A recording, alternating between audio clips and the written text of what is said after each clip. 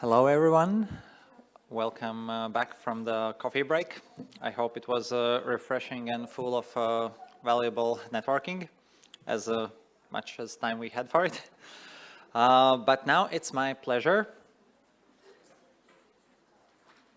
to introduce you to our next great speaker, Ira Verma.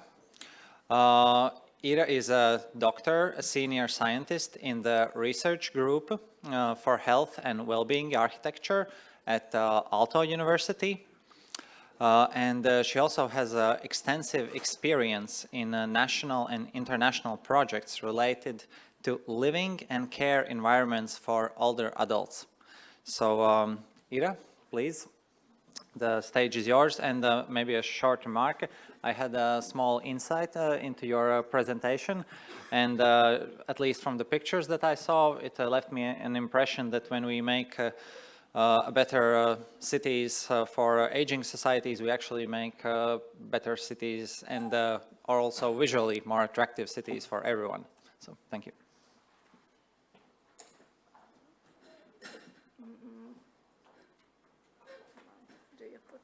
Presentation. Yeah. Yes, thank you for the invitation to this conference. So I'm Ira Verma. I'm from the Department of Architecture in Aalto University.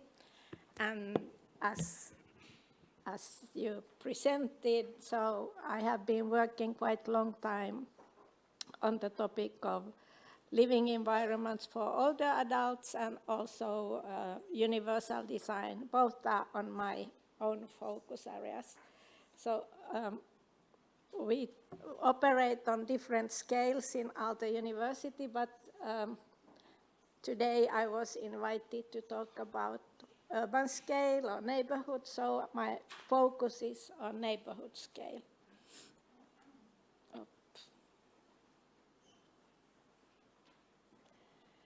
Yes, we have this research group for health and well-being architecture. The Sotera comes from the Finnish word sosiaali ja terveys, which is like social and health care. So it has been there since 1980, so 50 years. We are a small research group, but very long-term experience. And also in Aalto University, we have different focus areas, and health and well-being is one of the focus areas, and human-centered living environments another. So our work fits very well on those focus areas.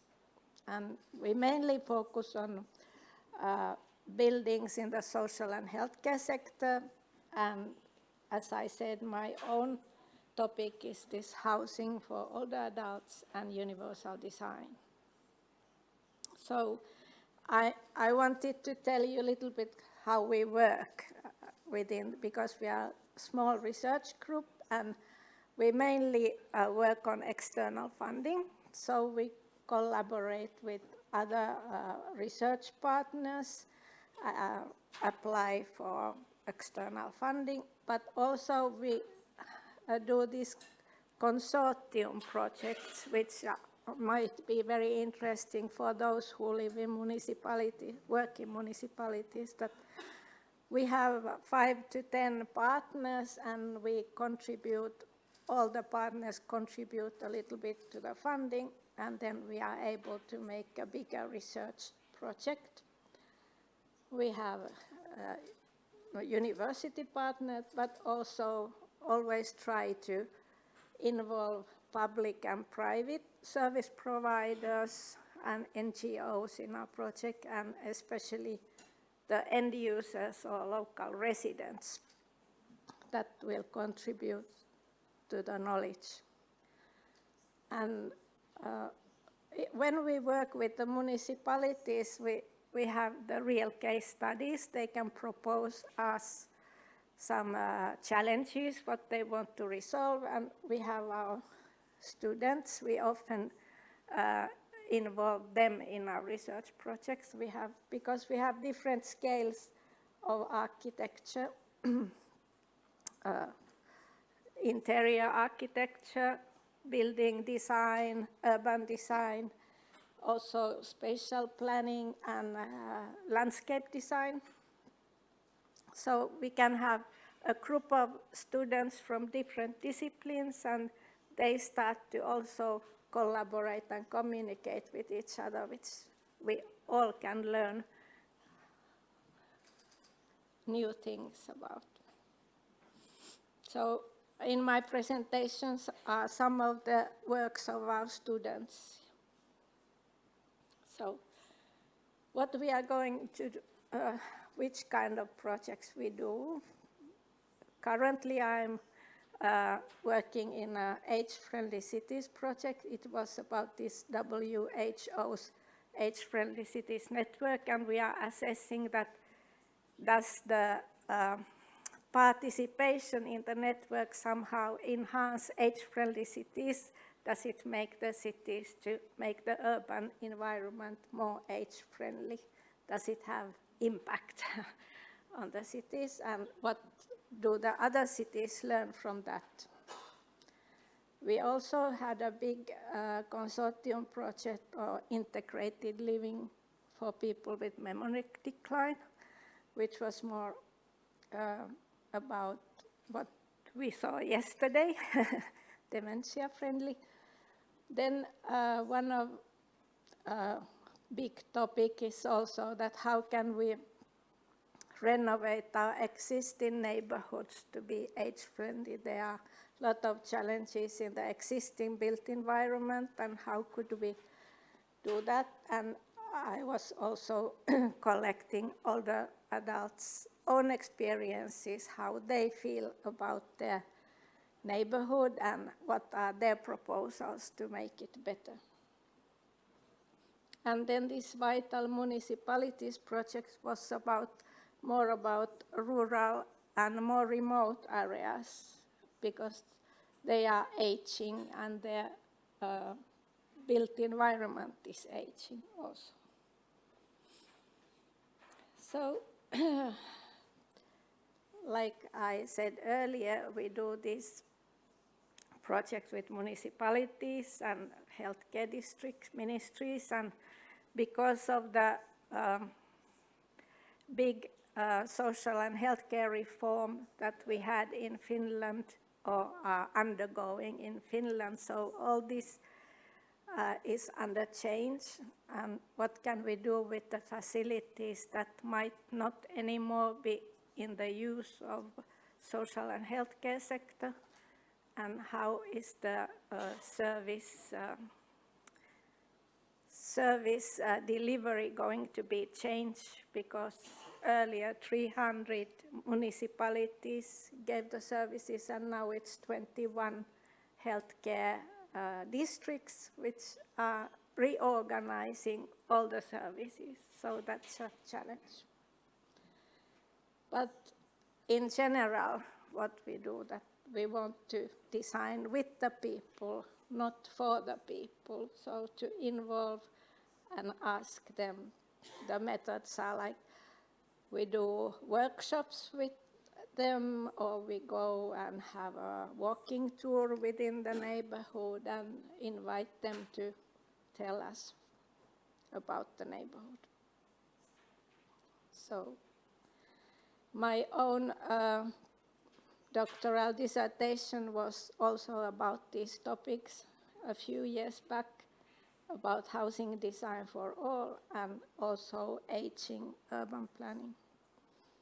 So what we already have seen, that the universal design is that since the beginning of the design, we try to make it suitable for as many as possible and see the human diversity and include all the citizens within our cities. So why age-friendly communities? It's because, and especially age-friendly cities. So when we talk about the seniors plus 65, it's the fastest growing group, and most of them live already in the cities.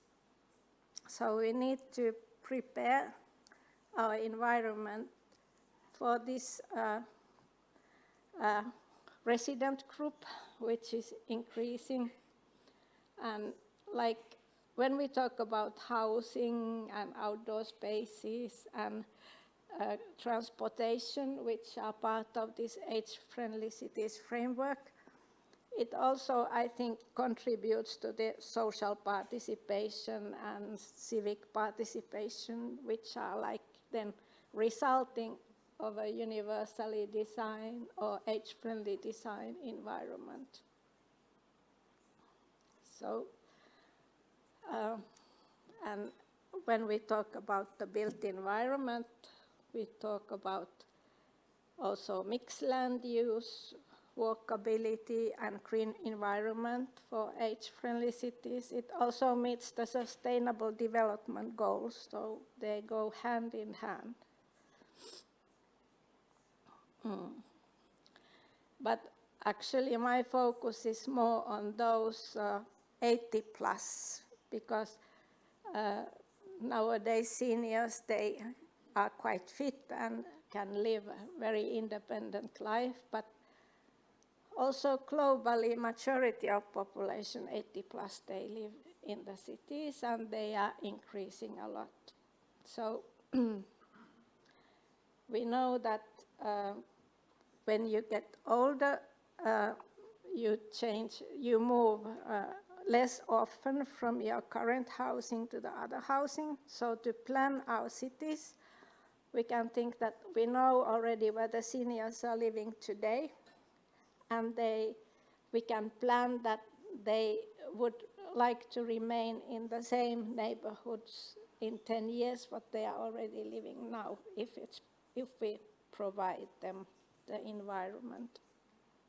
If they choose to move, or if they, for the voluntary moves, then they often choose the nearest center if they live in rural areas or more remote areas, and often in apartment buildings because of the low maintenance. You don't need to maintain the garden and your house if you live in an apartment.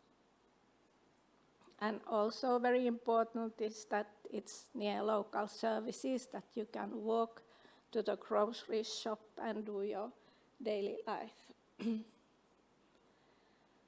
But at the same, when we have these old neighborhoods, aging neighborhoods, there's a risk that we will have age-segregated areas within our cities, that we should also take this into consideration.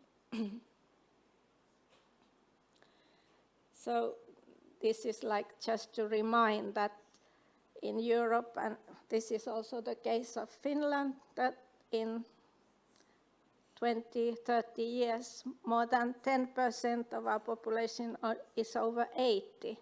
So we can't provide housing for older adults for 10% of our population. We have to think that how can we plan our cities for this age group.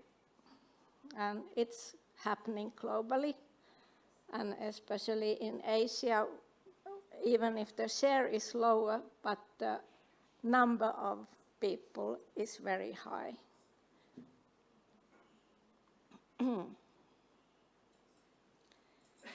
So I think we have already heard today that we can't have only one solution for those we consider older people, because they are a very heterogeneous group and they all have their own wishes and their lifestyles, which they would like to keep as long as possible. So therefore also we should have our cities universally designed so that we enable them to lead their own life. And also they want to have secure, carefree daily life in their own apartments. When we have especially older women who are widowed or living alone and have functional decline. It can lead to downsizing the apartment, moving to a smaller apartment, and renting options if there are rentable apartments available. And we have to see that this age-friendly housing and also other supported living solutions for older adults, they will generate in long term greater savings for the public sector, because we can delay the moving to some residential care.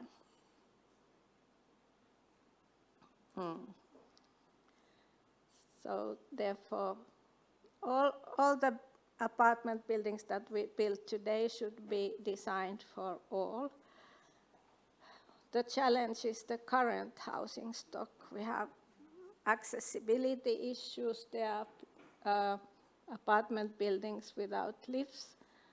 And also one challenge is that in some areas the real estate prices are very low.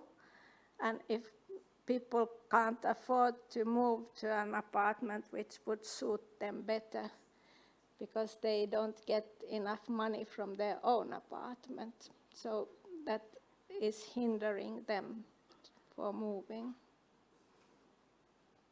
And also, when we design for all, we will have more multi-generational communities, and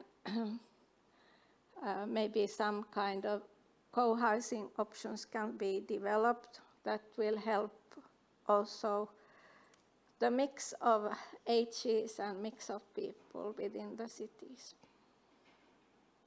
This is one of, or two of our students. One was doing her thesis on architecture, another one, Luisa, who is actually from Latvia, originally, did an interior architecture. We were planning for this older people with memory decline. It was about the scale, human scale. How can you, even when you need to do larger housing solutions, how could you still make them human scale, and how can you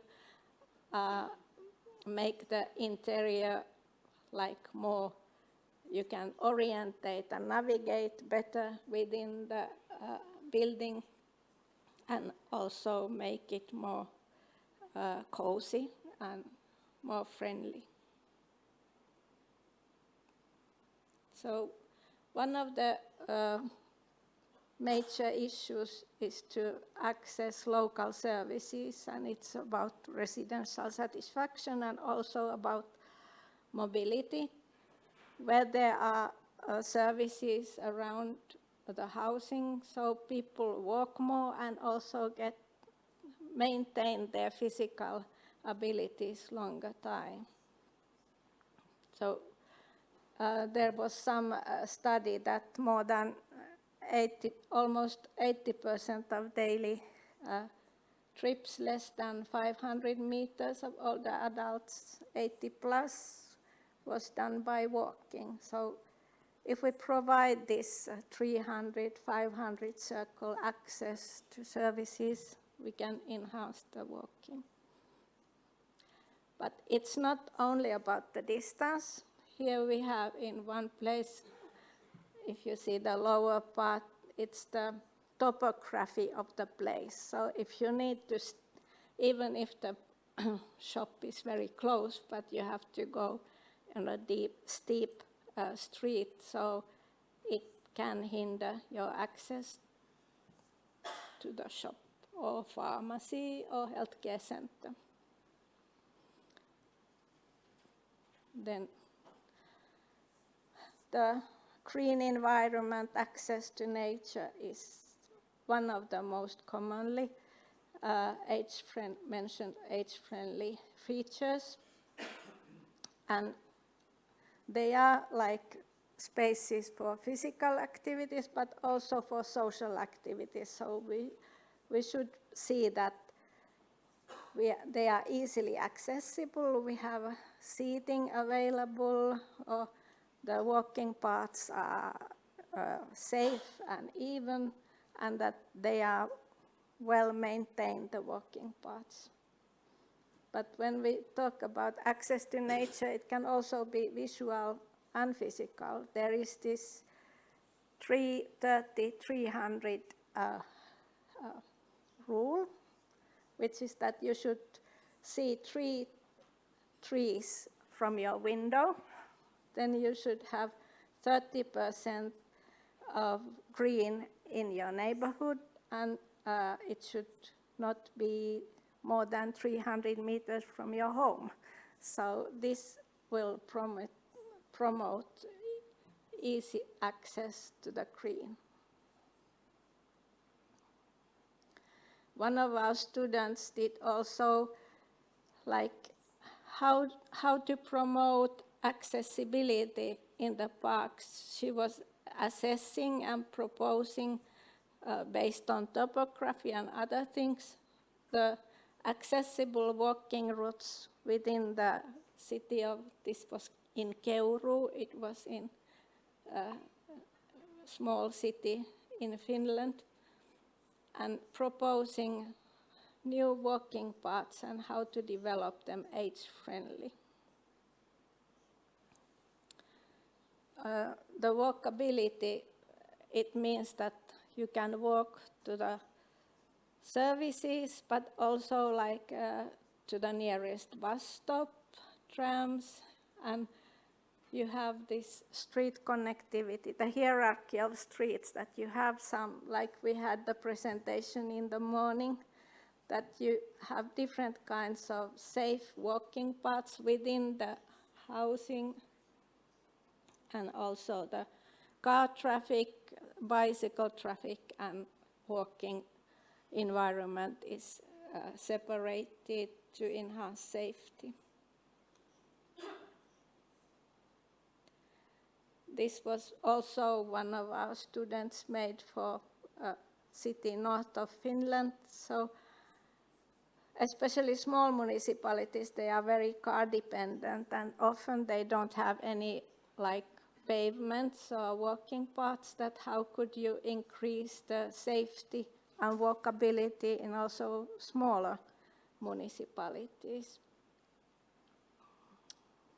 I will go through this, and of course public transport is very important to access services, also healthcare services, leisure and cultural services.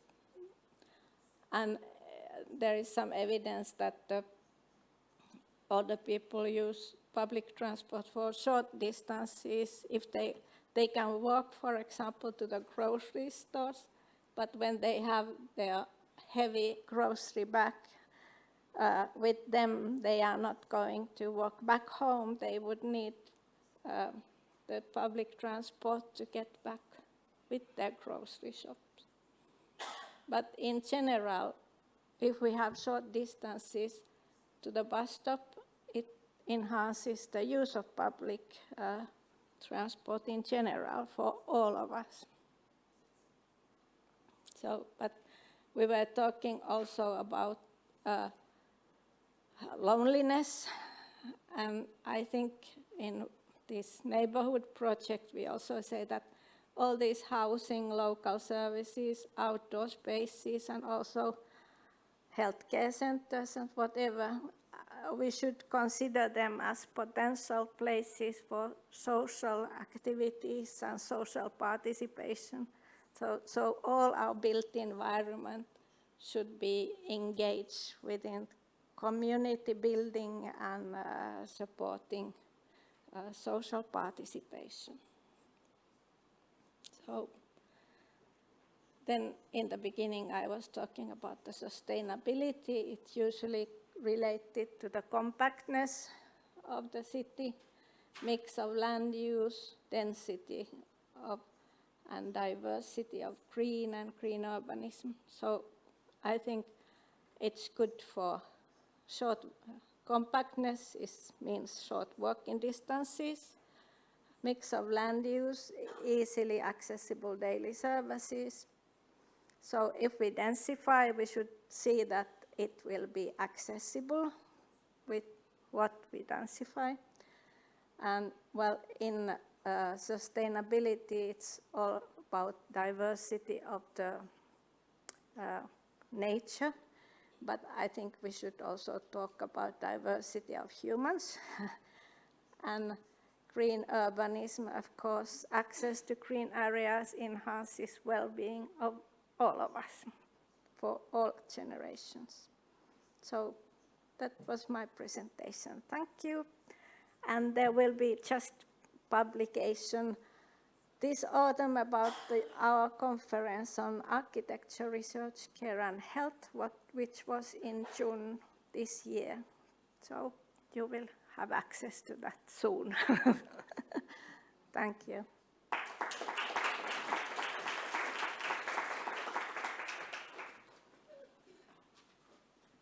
I kept my time. Thank you, Ira, for your presentations, and please keep your questions for the upcoming panel. But now I will give the floor to Sirle Salmisto for introducing her projects and researches and experiences from Estonia when it comes to the cities across generations. So, yeah, the floor is yours.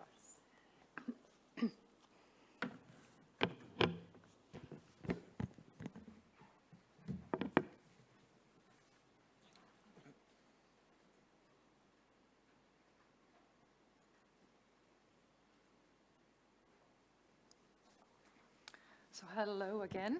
Thank you for invitation to present my work. I'm very delighted to be here. As already said before, I'm a senior lecturer and researcher at Tallinn University of Technology, Tartu College, but I'm also a practicing landscape architect and urban planner. So hands-on as well. My research is focused on age-friendly communities and environments and how urban planning and design can contribute to foster healthy aging through spatial interventions and spatial decisions. So already since 2019, but universal design has been on my radar since 2008. So it's all the same. Those who are not familiar with Estonia, a couple of facts. It's a tiny country with the population is small compared to other European countries, but also worldwide. And yeah, so this is just to share some facts about Estonia. Talking about older adults, most older adults in Estonia live in urban settlements. And Estonia, like many other countries, is facing an increase in aging population. So statistics of Estonia, for instance, shows that almost 20% of the population is over 65 years, and it increases in time. So the projections show that 1/3 of Estonian population would be more than 65 years old by 2050. So two large cities, basically, Tallinn and Tartu. This is on the screen, that's where I come from. Youth town, university town, still almost 20% of its population is, let's say, yeah, it's 65 and older. But I'd like to share examples of two projects of age inclusive or age-friendly or yeah, design in Estonia. So first, here is an example how ideas translate into space. And this particular project, I was involved as an active citizen, not as a researcher or not as a landscape architect, or, yeah, it's always with me, but I as a participating and active citizen of Tartu city. So I'm calling it Bench Project. And this particular initiative, it was initiated by the Tartu Participatory Budgeting Project, which actually happens every year. I think it's 12th time in a row this year, but this is launched to improve the quality of life of people, but also it is to engage people into deciding on how to use the budget of the city. This bench project particularly has an effect on older adults. That was the main idea of it. And of course, the overarching idea to propose this idea into this project was to increase accessibility of public open space by inserting new benches all over the city. Usually the city center is well covered with benches, but if we go to the residential areas, at least in Tartu, then we see some issues that people, if they want to go out, there is not very many places where they can rest while on a longer distances.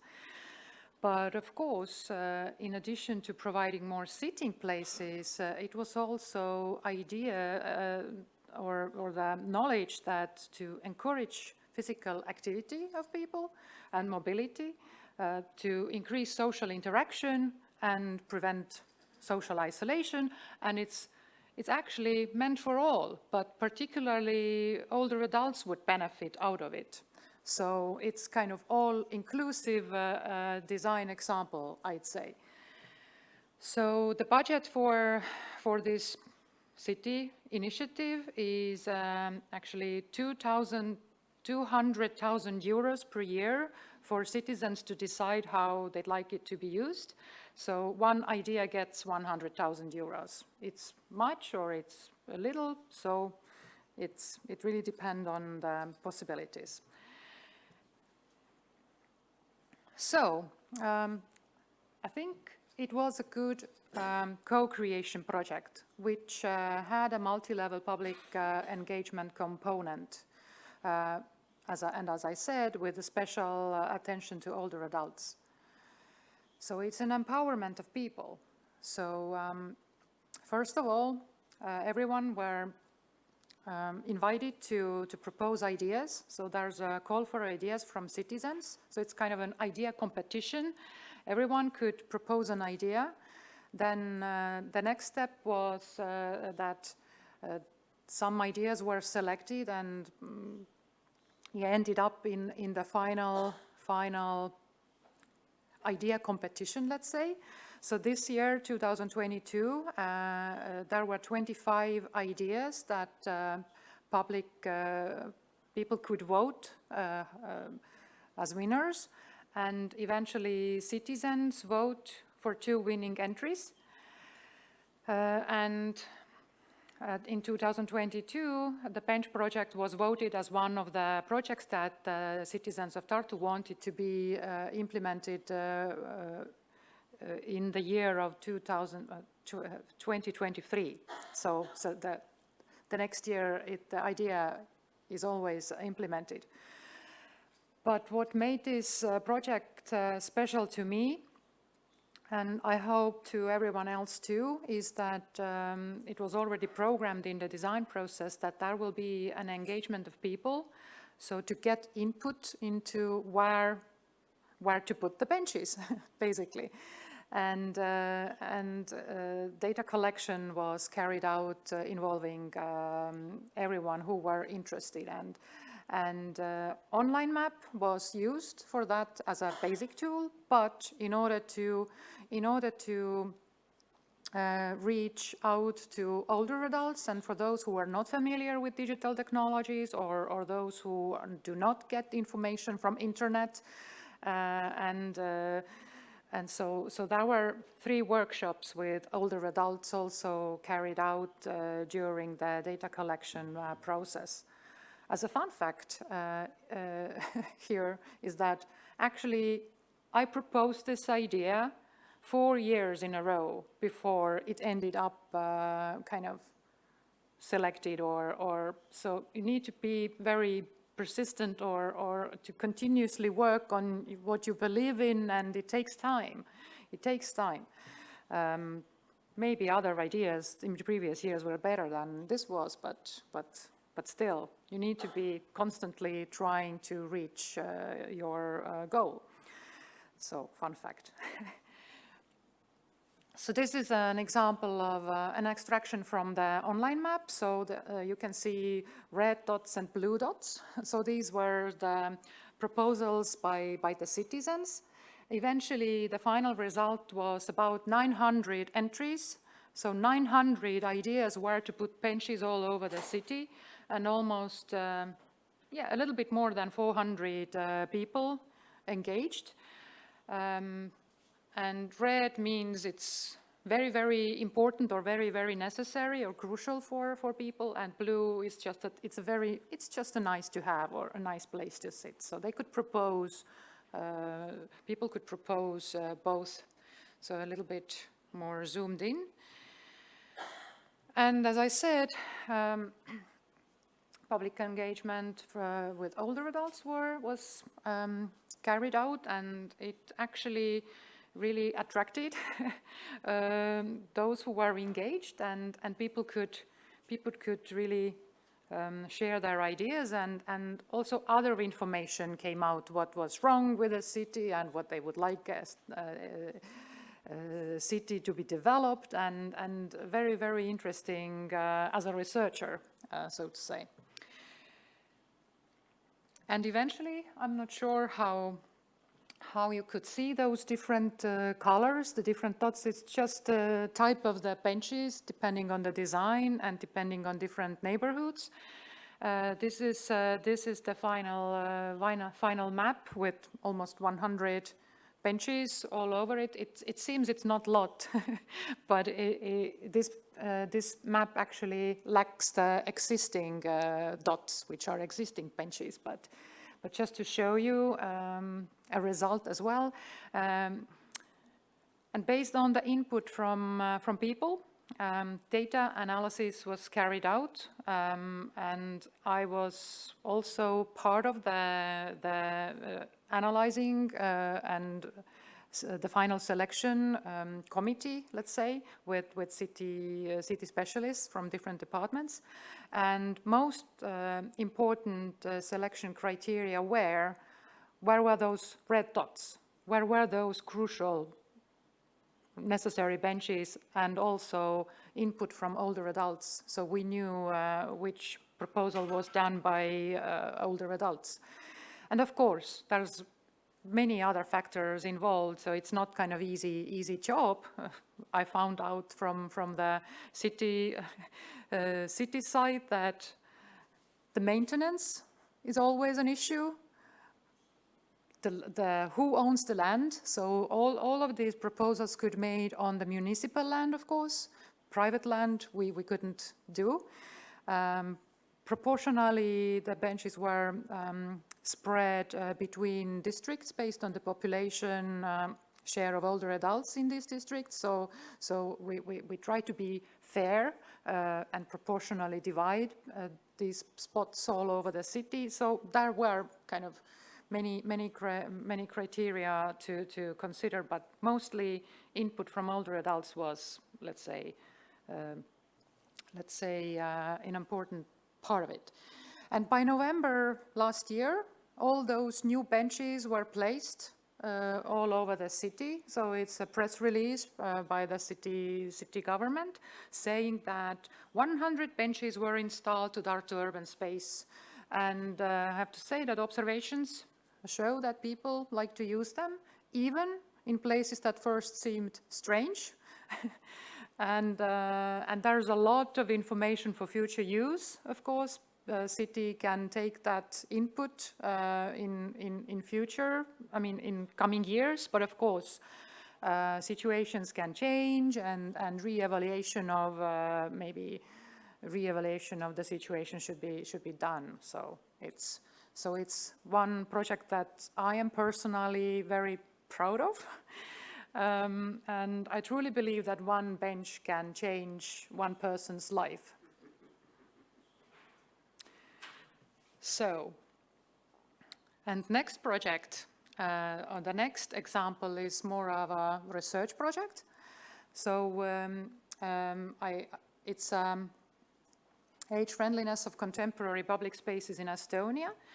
So I and my colleagues, we did explore how recently designed and built urban public spaces in Estonia and small towns address the concept of age-friendly environments and consider older adults as users of these spaces. So in short, we were trying to figure out how contemporary public space meets the needs of older adults.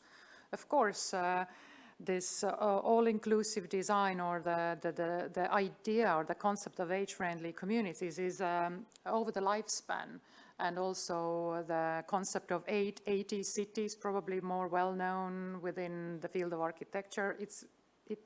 It also has the same idea that if younger people and older adults can use the space, so everyone else can do the same. So if you address, let's say, if you address the senior friendliness, let's say, or older adults is the target group, or so it should work for a variety of people as well. So our objects were 10 small towns, the main squares or the main streets of these cities, and they were constructed on the basis of the winning entries of architecture competitions. So these are the most outstanding and most contemporary urban design projects in Estonia, and it was dedicated to Republic of Estonia 100th anniversary. There was architecture program, and it's still going on. Great Public Space, it's called.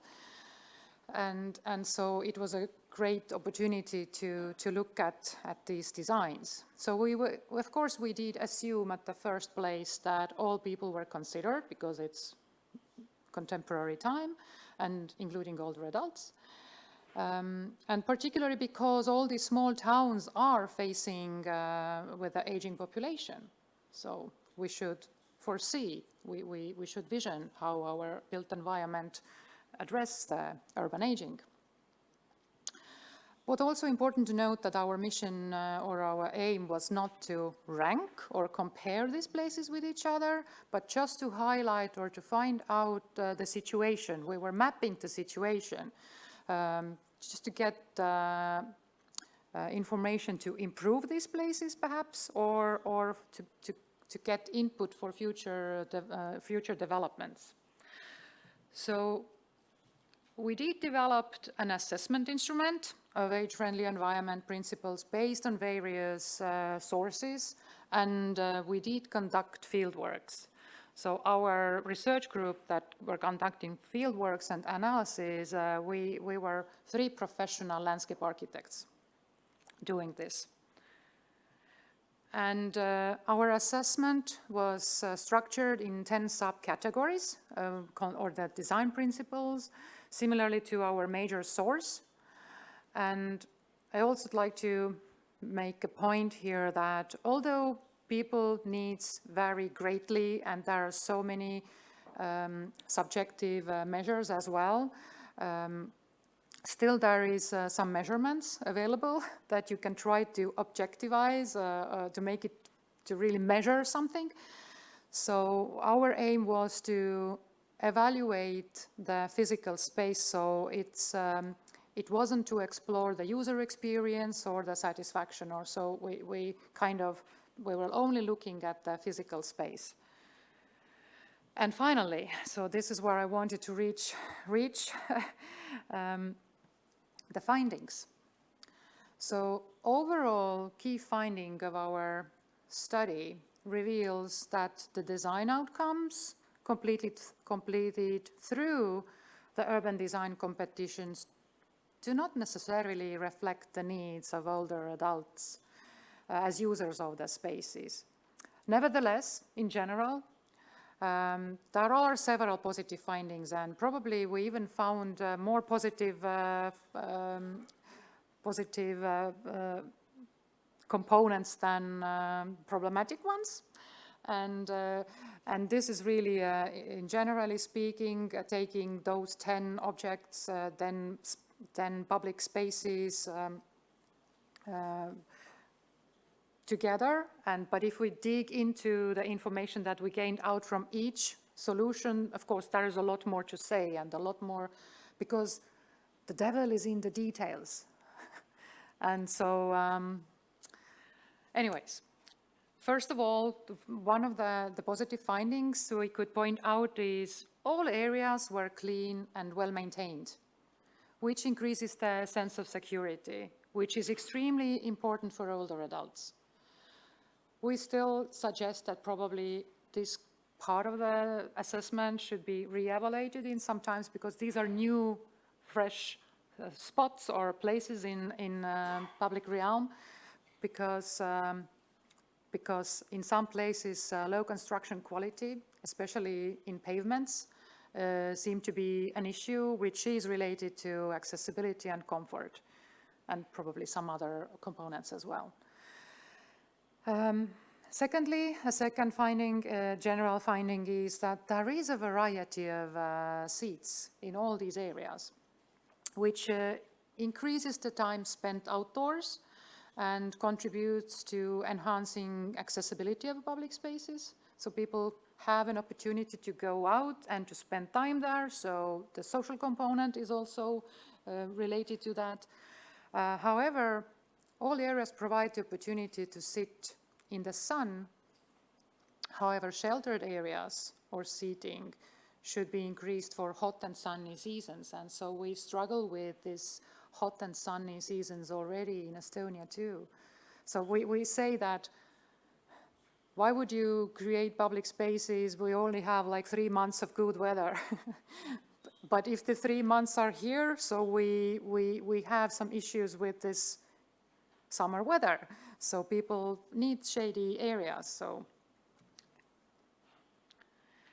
thirdly, there is a good diversity of landscaping and greenery available, which enables to observe seasonal changes and provide sensory enjoyment. So it's a contact with nature and extremely important. However, it's let's say, large trees or large greeneries were not necessarily part of these projects because they were designed as public squares or open spaces.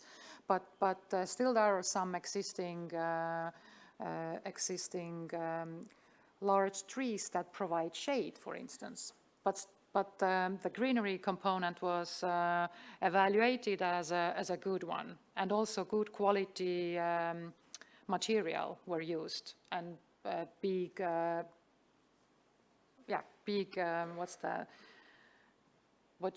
big trees that you put on the ground, saples, it's the word in English. I mean, it's not this one, but that kind. So you understand my body language, right? Fourth, availability of focal points have been addressed in all places, which was kind of assumed that this happens. For instance, culture houses, black squares, fountains, kiosks, cafes, and so it can be considered as meeting points, which enhance social component again, or they were points of interest to visit or just take pictures. So it's a reason to go somewhere. It's a reason to meet people. So we like to get these places in our public spaces. So, and water is a great element to use for that purpose. General drawbacks. There are some. General drawbacks within all of these 10 places that we were looking at are related to providing information, lack of wayfinding through overall maps of the area, for instance, or signage. So there's always a risk of overabundance of visual information, which can confuse people, especially those who are with cognitive limitations. So there's always it's a need to find a good balance to provide information, but also as much as possible and as clear and understandable as possible. So this was one of the major finding about lacking of wayfinding components. Another shortcoming that stood out from all areas is the lack of low-intensity exercise equipment for older adults. So this is related to physical activity.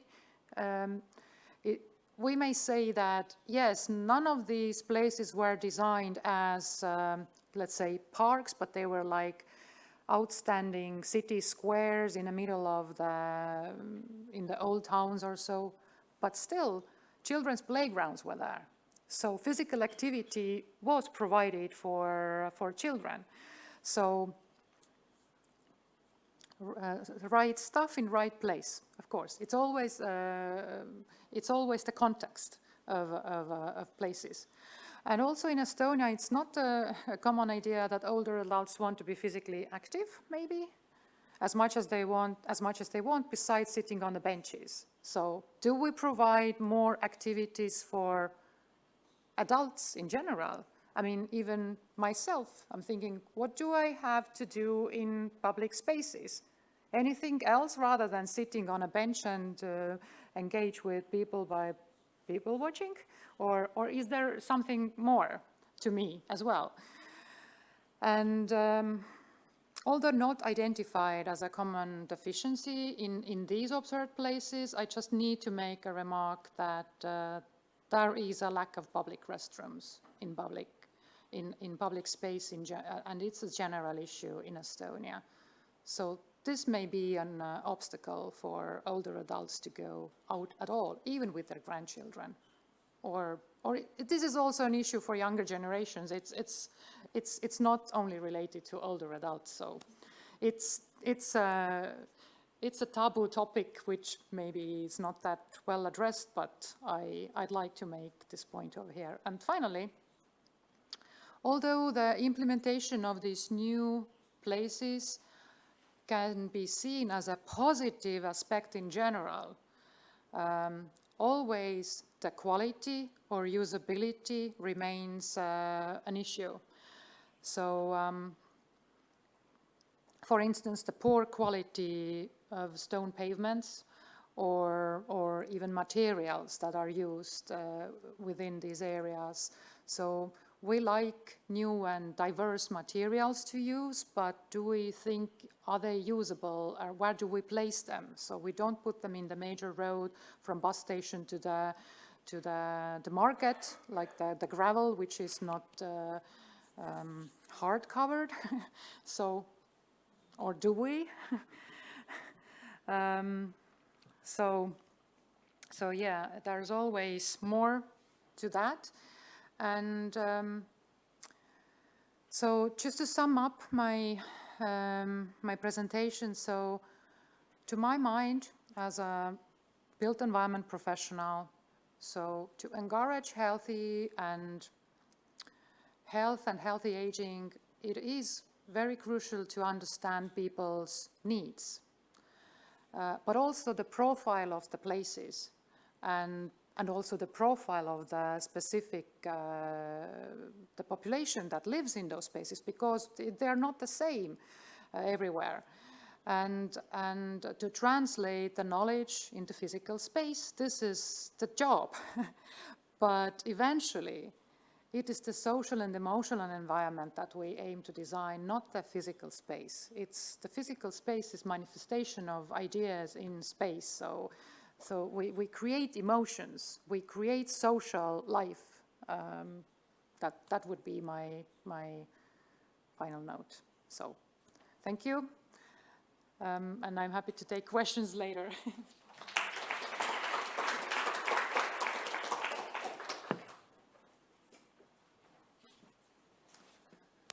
Thank you again, Sirla.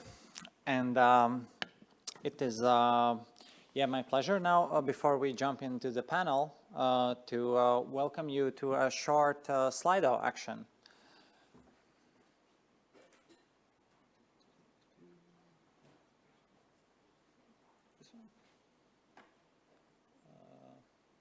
maybe help with the logging in? And yes, meanwhile, so while we open the word bubble, I will ask each of you to take your phone, point your camera towards the QR code, and yes, it's scanning.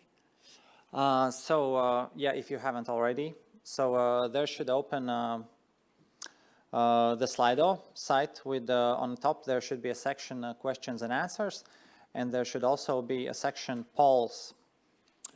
So it's great. We already have the first few words, and the question is, what is missing in your city to be more age inclusive? Whether you're from Riga, Copenhagen, or elsewhere. Yeah, in a short sentence, or even preferably in 1 or 2 words, is it something you noticed today? Is it some built environment elements, benches, some improvements in streets, or maybe is it something more social, or more in relationships, or a way we act with each other? So, okay, I see we have a few built environment leaders there in the center with practical issues like toilets, benches, water, and etc. And I guess while you're all still putting your ideas there, you're very welcome. And also people watching us online, please join in. We will have more engagement activities later on, but now I give a word to Dinah. Thank you. Yeah, indeed, this is a moment when I do feel that audiences in the conference hall and online are really uniting forces and coming up with good ideas and yeah, input.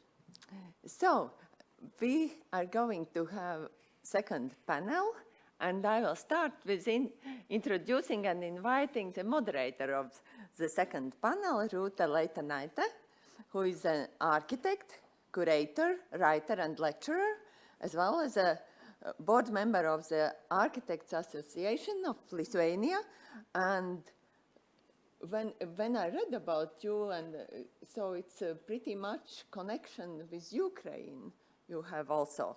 So you can also tell more about it by yourself. And I will also invite other panelists, but please keep giving your input regarding the necessary objects or atmosphere in the cities to become more age inclusive. But I would like to invite Ira Verma. And this will be the case also where the audience can ask the questions also regarding the presentations. Please, you are welcome, Ira. And Rubenis, my good colleague in moderation today, please take your seat. And then, as a picture of reality, our panel participant from Cēsistown, we were eager to hear about their ongoing initiatives about urban nature environment around the new daycare center, but one specialist got sick and therefore our speaker in the panel had to replace. So this is a scarce human resources in the social sector. This is a reality. And yeah, and Sirle Salmisto, please join the panel. So the floor is yours, Ruta. Thank you, Dinah. Thank you, dear colleagues. It's an honor and a pleasure to be the moderator for the last session of today. So I hope we have the ambition of wrapping up the 2 days outcome. And I'm really grateful for this topic. I come from Lithuania. And before the conference, I was trying to find out how do our cities in Lithuania address this topic of age friendliness in cities. And I could not find lots of documents or strategies, in fact. So on the phone talk with Dinah, I said, probably we don't have elderly people in Lithuania because we are not addressing this issue. So hopefully we get some inspiration from today, and when coming back home, then probably the next year we will have some more strategies or some good examples to share. And I will use this session to talk more about Baltic context. This is a Nordic conference, so we have very good practices from Scandinavia, but in Baltic countries we also have a very peculiar context that applies also to the elderly generation. So yeah, when thinking about a city which is age inclusive and talking about seniors, what examples come to your mind? For example, I was really warmly impressed by the example given by the presenter from the morning, which was sharing a story of one inhabitant from the nursery home that the grandma is staying at home. This is a big house, they have a garden, so children are playing in the garden, she's baking something, a huge family is gathering, everybody's talking. Another example could be like an old little town in Italy, the central plaza, where a market is going, the children are playing, then a group of elderly ladies are chatting, there are some elderly men playing chess or smoking cigars or whatever. So it's not that we don't know how the age-friendly cities are. Something happened. So my first question is, when and where did we go wrong? And I will start with my presumption as an architect. So first presumption is the word M mentioned by Dominique, which is modernism. This is the practice that was promoting multifunctionality, and I presume that this has to do a lot with how our cities are not inclusive right now. And another thing, how many of you are here presenting private investors and developers in this hall? Okay. So probably another reason could be that being age-friendly, being universally designed, costs money. Probably it's way cheaper and way quicker to get profit as soon as possible if you don't design age-friendly cities. So that would be my presumption, but I would want to turn to the panel and ask for your opinion. Rudis, I see you are nodding your head, so probably you have something to add. Yes, thank you for the option.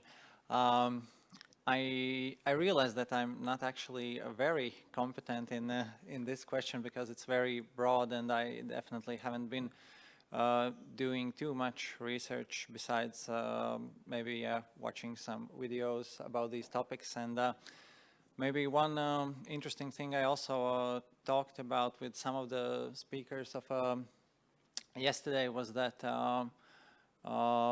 just maybe one interesting idea about, I think what you're talking about is also about, not just the modernism that we had in history and this transition, but also kind of very capitalistic transition that we are having maybe nowadays. And one interesting idea I heard was that there was a time, there was a video I saw on YouTube, it was more about America, and it spoke about that there was this one time of a transition when in the beginning the housing was more as a commodity, as a food, as something we have as a basic need. And then the housing turned more and more into investment. And nowadays, I think also we see housing as, where it's located, what could be its future value, what will I do when I get older. And I think inevitably it takes a lot of attention away from all those nice and soft values and these things that make up a nice and rich social life, and this feeling of this Italian plaza that I imagine, maybe that's my one take. Thank you, Rudis. Ira, point of view from Scandinavia, where did we go wrong? Yeah, I think maybe we started to think aging as something, a sickness, that we wanted to do everything according to some medicalized issues, and not thinking that actually it's a normal process that we are hopefully all of us are undergoing, and we are all going. And I think in one of the presentations this morning also that we started to separate that these spaces are for young people and these spaces are for older people, and not thinking about that this is for the citizens of all ages can mix. And maybe this kind of thinking that it's a normal process. Thank you. Sille? It's a hard question, so I don't know. But probably it has something to do with our cultural historical background. So we didn't have much options to say because everything was decided for us, and so that's how we grew up. But also, at least in Estonia, it's I think there is a cult of youth, and so the concept of aging, as Ira said, it's something that is related to being sick or something that's not positive, or that's why I think this kind of normalizing aging and showing that this is how normal aging looks like, and it shouldn't be that awful at all. So this is what has to do with that. These are some of the ideas that pop up in my mind, so I don't know where did we go wrong. I think that what your idea is about. I could not agree more. Just to refer what was happening in Baltic countries during the Soviet period, you may know the concept of Homo Sovieticus, when everybody was determined or shaped to serve the Soviet Union. So, you had to be efficient. And the cities were designed for efficient people, not for the people who, in fact, need any assistance or are softer, or, you have to be efficient for the system or you don't exist at all. So, yeah, I think that's how modernism shaped our cities back then. But okay, let's go to the next question about how to improve the situation. And listening to today's presentation, I was thinking that we are talking mostly about two spheres of environment for elderly people. First is nursing home, and another one is the city. I would want to leave the question of nursing home aside, because in fact in our countries it's not that affordable. So only privileged part of elderly can take the advantages of nursing home. So, and probably, our future is the city, as we are having the aging community, and there will be not enough of space and infrastructure to put everybody into nursery homes. So the city is our future, in fact. So how to make the cities age-friendly? I would say that the role of the city here is the biggest. I mean, the city administration can do the most, or even the governments or governmental policies. And of course, there are many areas where the city can work. It's like transportation, mobility, public services, public spaces. But I would want to ask you about something that I'm not very good in seeing, but I don't think that I see affordable housing here. And to my mind, affordable housing is essential for elderly-friendly city, Because what happens, elderly people, they don't afford living in the city centers or where they used to live, so they are forced to move out. And if you have this situation, the benches would not help you. The parks would not help you. What would be your suggestion or your take on the affordable housing for not only elderly, but also for everyone? Rudis, maybe Riga has some strategical plan regarding this or some thoughts on that. Well, the good news is that we have some plans.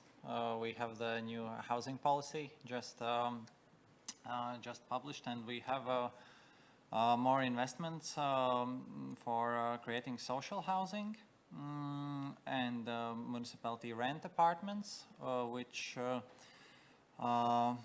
is something in the direction of affordable housing, but that's a topic that I have very deep interest in as an architect, because I used to always think that that kind of, as an architect, I can find the ways how to make something, how to combine the values of creating something beautiful and yet more affordable. But I think it is also true that if all the qualities, every time when you want to acquire some more qualities in something, it also has a cost to it related. And so I guess I can't name direct there are many pilot projects. I'm also involved in one of creating pilot projects, but I think we are more in the stage of looking at how to create affordable housing. And what I've researched so far about places, very few places where something in direction of affordable is working. And what I've seen is the example of Vienna. And it goes back to the very basic of the ownership. And it's because the municipality has kept a large part of the land or property in the municipality, or has supported creation of housing with some terms, so that the municipality is just a stronger stakeholder in the housing market and can kind of fight against the capitalism and all the just help regulate the market a bit. So maybe that is one approach, but yeah. Sirle, maybe you have also some observations on the affordable housing in Baltic countries or Estonian context. Is this an issue? And you know, in Baltic countries, we have specifics. Housing is private. So usually municipalities don't have a lot of resource on moderating the social composition of the housing. How do you see the situation? Is the affordability a challenge, and how can the city improve this? Well, definitely affordability is an issue for older adults, but not necessarily it's not the case for all, of course. But I'm not sure about the affordable housing issue. I mean, it's not my expertise, but maybe just to think in this context, that what if we could support and adapt the existing housing stock in a way that people can remain in their homes as long as possible. So aging in place is the term that we use. So they can live independent lives as long as possible. Of course, it's not probably relevant to put elevators to all those 5-story blocks of buildings, because it's way too expensive. We've had discussions about that, but also that if we create new houses, so they could be designed the way that they're suitable instantly, so that you don't have to do adaptations later on. So this kind of accessibility component should be considered, and I'm sure there are legislation, at least for people with disabilities act or something. It is placed in there, but also thirdly, that to raise awareness among older adults so they could make choices of their living arrangements in right time, so that they don't have to get stuck in their apartments, so they would be able to move in a different place in a right time. So we need to prepare for becoming old and so maybe this is also not very common because people are very attached to their homes, right? So we don't want to move out from our homes, but and especially in old age, so they are not ready to make those real estate kind of, they don't know how to do it, and they just leave it as is, and so they live in their homes, maybe which are not accessible. Ira, your research is on neighborhoods, so you must be an expert. Could you give some advice to Baltic countries how to work with the affordability in terms of thinking of elderly generation? Yeah, I think that's an issue in all our countries. Not, yeah, but I think that to make the existing apartment buildings to more accessible and provide the lifts and other accessibility issues, it's very important. And I think we should more think about not only the cost of the construction or the renovation, but the cost for the society if we don't do this. Because if there is a person who will not be able to, who's living in the fourth floor in an apartment building where is no lift and can't go outdoors and do her shopping herself, so we have to pay some services to do that for him or her. So we should more think about the costs of for the society if we don't do anything. But and of course, to make new buildings accessible, it's much. It costs less than to renovate all the existing buildings. So at least all the new buildings should be accessible. Okay, and what about the private sector? It's a shame that there's nobody to express the opinion of the private developers, but usually when we look at those new developments that are not age-friendly, in fact, they are designed for quite efficient, wealthy, middle-aged families or young families. Do you see any chance to have an influence on private business and to, I would not say force, but to persuade them to apply universal design principles in their developments? As it was said that private investors perceive the universal design as ugly. It's not only that. They perceive the universal design as something that's expensive and not necessary. What would be your proposals? Well, I think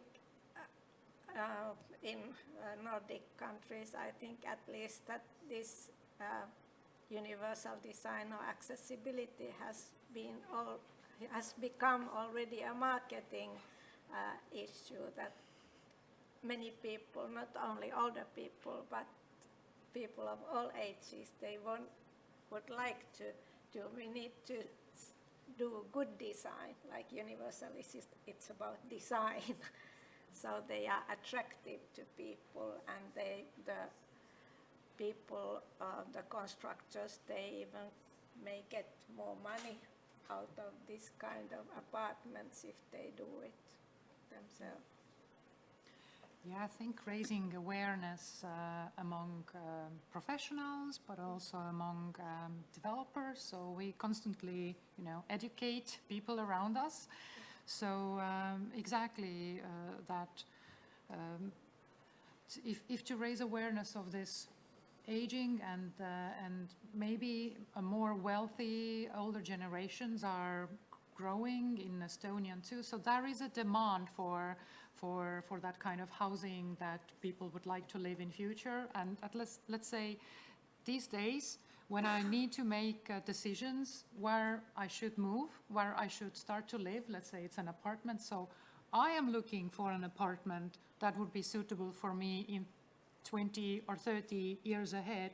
And it's not only because I become older, but that's also relevant for families with small children. And so you don't have to move out and to change your house very frequently. I mean, if you don't want to. But indeed, collaboration with private sector is very, very important. So it's not only the building and construction, but also it's more wider. So this silver economy is another term that we are talking about. So how all private companies, whether they are service providers or shops or retailers or anything, could contribute into this concept of aging population. So how you attract the customer to your business, so they would like to spend their money in your business rather than going elsewhere. So that's maybe a thing to private sector to think of. So I know a few development projects in Tartu that the developer already have made something extra, which is not the minimum program to get the most profit out of the project that is usually they do. So they create maybe a common space for a building or for an entire block, for instance, and they do put more effort to design the outdoor spaces around the buildings. So it's also a good argument to provide better living environment. It's not only a house, but also what's around it. So it's like a holistic concept. So I see a kind of changes happening already in Estonia, but it's not a common practice yet, but we are in there already somehow. Rudis, and do you feel that impact of silver economy coming to Riga and to private sector? Sorry, what economy? Silver economy, the gray hair economy. That's not sure. I think we're waiting for it still to arrive. But what I wanted to add to this is some maybe very practically what we could already do in following years in the municipality to actually support the private sector. So during my project that I coordinate in the municipality about the social housing, we went on a tour around some of the existing social housing buildings in Latvia, and we went to this one in Ieriķu Street. And it was actually recently renovated some years ago. And as I understood, there was this kind of political assignment, to create as many apartments as we can. It makes sense, so we can provide more housing. But the existing building was as big as it was, and we visited the place, and how it seemed to end up that there were those 14 square meter apartments. So you have you walk in, you have this hallway, you have a nice bathroom on the side, and then when you walk in, there's like the kitchen easel, and then there's this, this big place where you can place either a bed or a table, but you definitely can't place a bed and access it by a wheelchair, or place both a bed and a normal sized table. And then we started, then afterwards we had a discussion, why is it so? And it turns out that we don't have any actually strict rules or guidelines that would prohibit creation of such a tiny apartments. And my colleague also in the city architect's office, we organized this discussion about this topic, and she researched about social housing and public housing in London, and that they had created guidelines based on what should be the minimum setting for a person, what you should be able to have in your apartment. So you should be able to have this large table, this large bed, this large closet, and it basically creates the minimum requirements for an apartment. You have like few typical designs of the minimum apartment, which was based for the new public housing program. And the very interesting fact was that it became as a good standard for the private sector, because in London, where you have a very tiny space, everyone started to create those also super tiny apartments because it's so expensive and you can't afford more than maybe those 14 square meters. But when you have a public sector with already developed clear and logical guidelines and example designs, it's just much easier for the private sector to okay, yeah, this makes sense. It's a nice standard. It's already tested, agreed.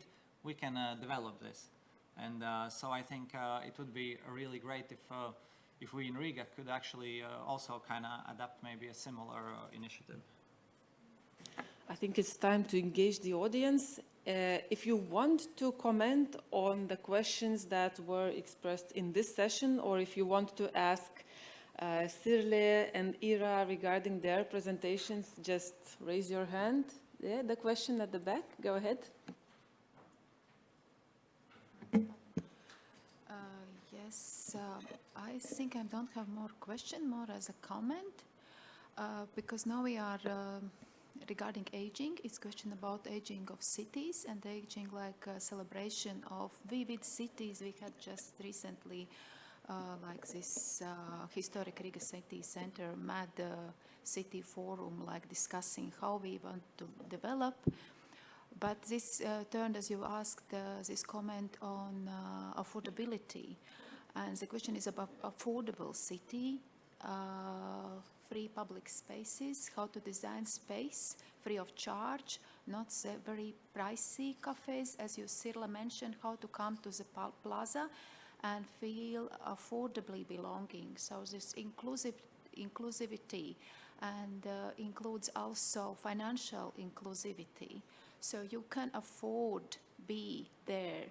You feel that the design is humble and it's not over-designed, that the place is not so fancy. So it relates to your style, and the style is, how to say, it's not the style of hipsters or whatever, what the generation X, Y, Z is now, but it's style of your 80s, in the age you are living, your research was. So it's more like this ambience creating. I think this Tiangaraga promenade is also one of quite good examples, which was like created. It fits to that neighborhood. It don't has this over-design approach that you feel, yeah, somehow, yeah, excluded.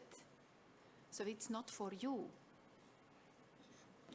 Thank you for this remark. I think it's a very good one. The financial affordability, yeah, the public space can be open physically, but content-wise and social-wise, it can be really making you stay away, make you want to stay away from it. I think I have to turn to the Slido questions as we have 6 minutes left. Let me read it.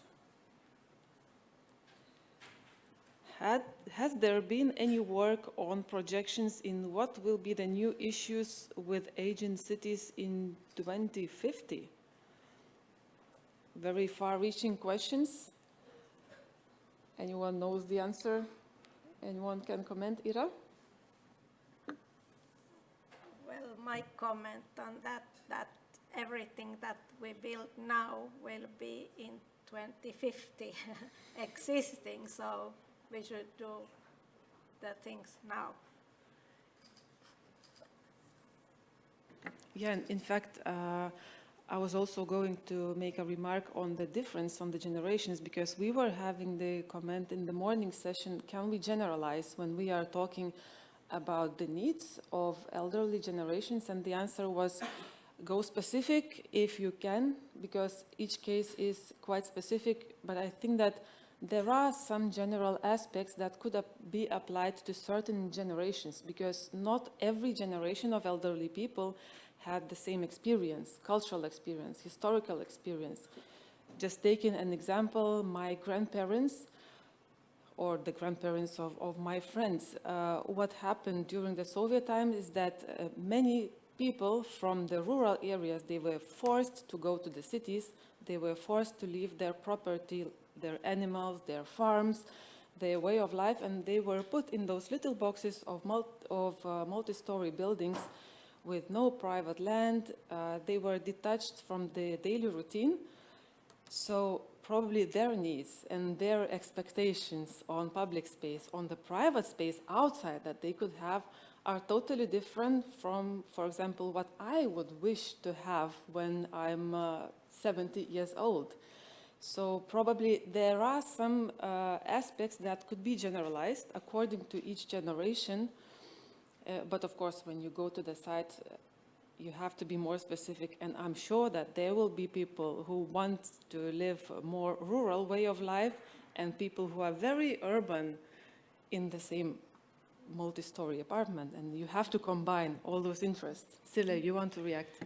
Yes, just a little reflection or inspired by what you just said, that indeed we have different needs and expectations from the environment that we are working and living. Design is like a fashion, it comes and goes, but there are some basic principles that remain in place. So we can, if we know those basic principles or basic needs of that affect us over the life course, depending on our health and other life events that comes with us, so we can translate those to these specific designs.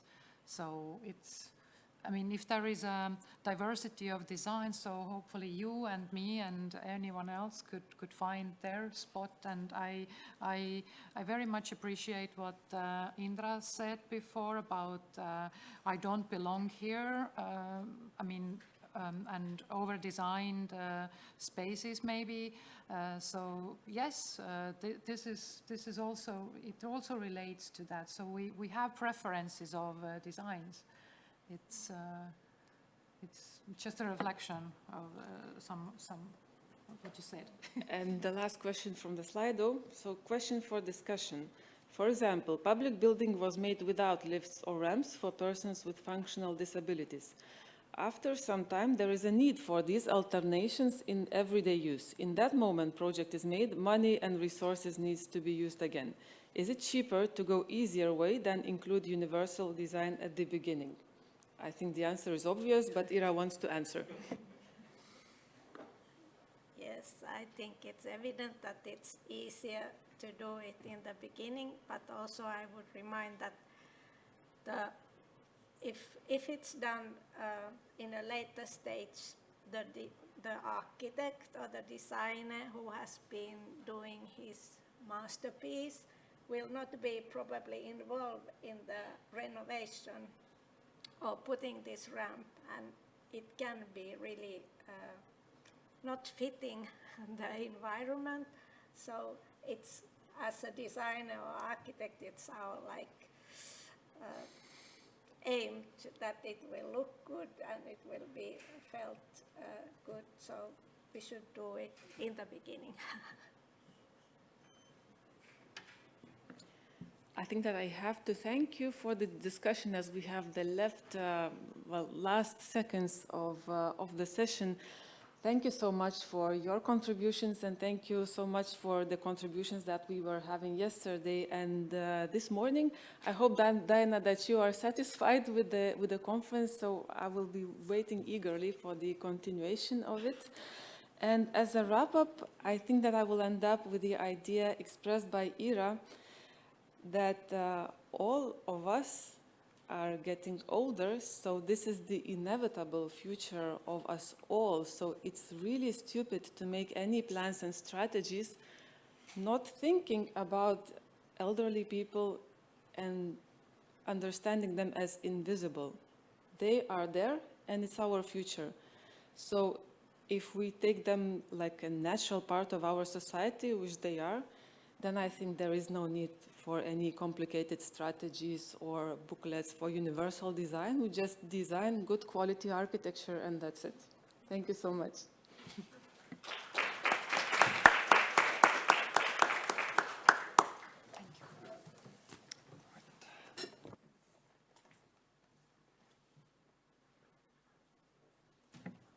So it's actually me back here as a moderator. So before we continue with basically wrapping up and doing some conclusions, we have one more nice Slido activity. So I invite you to reach back to your cell phones.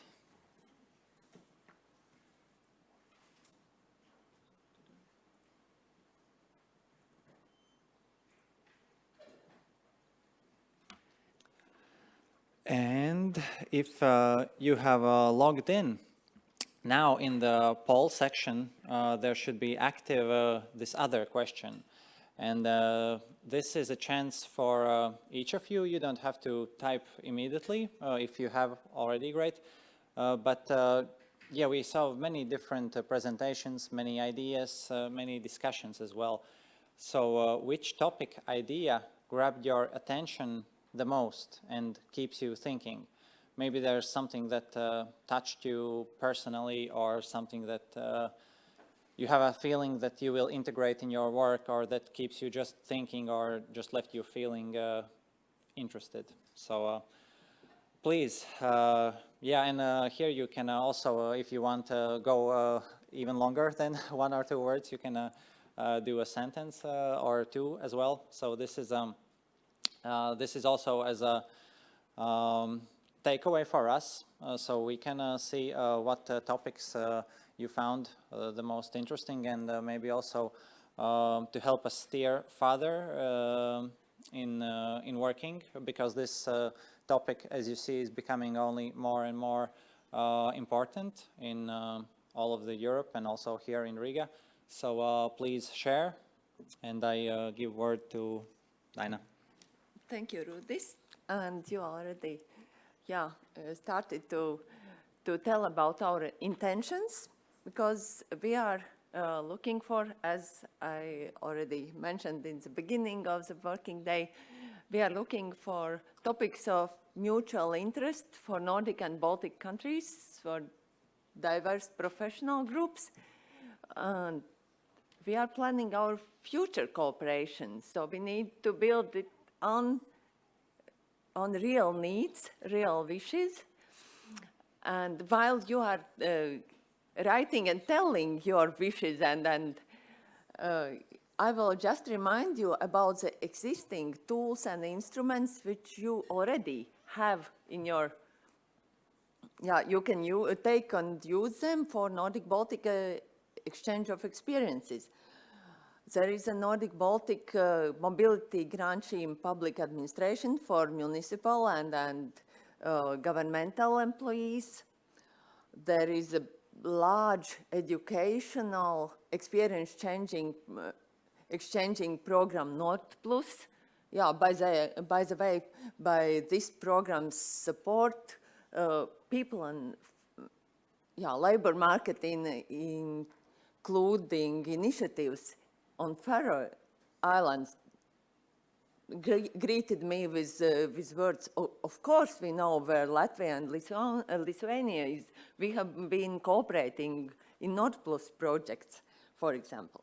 And then there is a special Nordic-Baltic mobility program for professional, cultural, creative persons. So it means architects, landscape architects. Apply for the program and then go and visit your counterparts and colleagues. And there is also a Nordic Welfare Centre's offer a Nordic grant scheme for NGOs for people with disabilities and lasting diagnosis. So it's also a very targeted program for experience exchange, for advocacy, for for your interests, take and use these instruments. Yeah, but have you noted some interesting things to comment?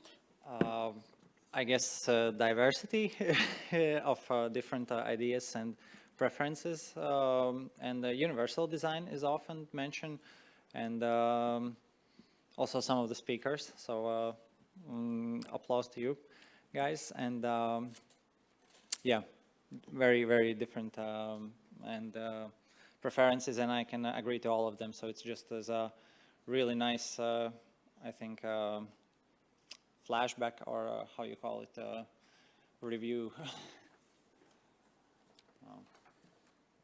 Yeah, thanks. I will also add some summary wrapping up this working day and the whole conference about design spaces, importance for sense of personhood, about do spaces support who we are during the lifespan, and observe the everything already existing everyday activities and where they take place, and build upon them and make small steps, because even big aims are reached by small steps. And then, yeah, we are speaking about our future, and then one of speakers put it like that: plan for your future yourself. And all built environment has its consequences for people's citizens, inhabitants' participation or not participation.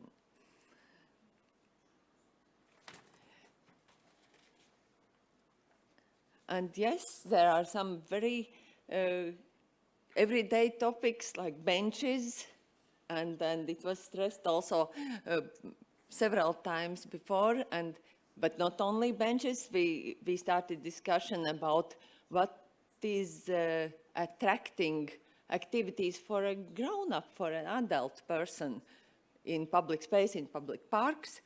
And please also digest on this small discussion which started and could be developed about this, that there might be also dilemmas in making inclusive spaces and cities, and how to make safe cities. So whose uses, whose needs and wishes and dreams do we implement when making and creating cities and spaces? And to start this conference, I was a little bit worried how to explain this combination of topics, dementia and age-friendly cities for all. But somehow I decided that no needs for some common general explanation. The most important is your own individual explanations or interpretations of this, and your individual's unique takeaways from this conference, and only these will become a building, a space, a meeting space in future. So by this, I would like to announce that this particular conference has reached its end, and it has been implemented in close cooperation between Nordic Council of Ministers' Office in Latvia and Riga City Council's Welfare Department, and our many Nordic and Baltic advisors, institutions, experts. Thank you to everyone who was participating. Yes, and thank you, Dinah, for the great wrap-up, and I think the great takeaways. And yes, thank you again all, and I think applause to yourself, to all the participants, speakers. Please invite all today's speakers. And yes, we invite all the speakers of today to the stage.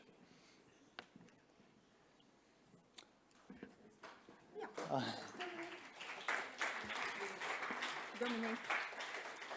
Yeah, Ruta, and please. Thank you. Thank you so much.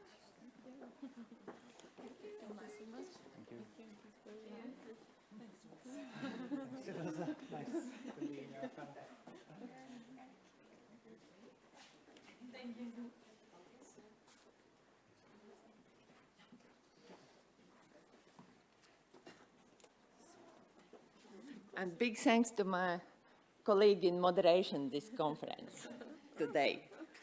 Thank you.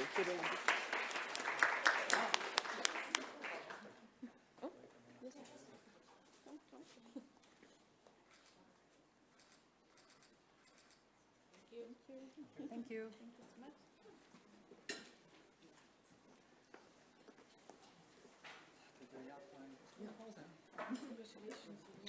All right, then now there's the happy part of a light meal and of course the networking. So please feel free to share in between what was left unsaid and what reflections are still coming up. Thank you.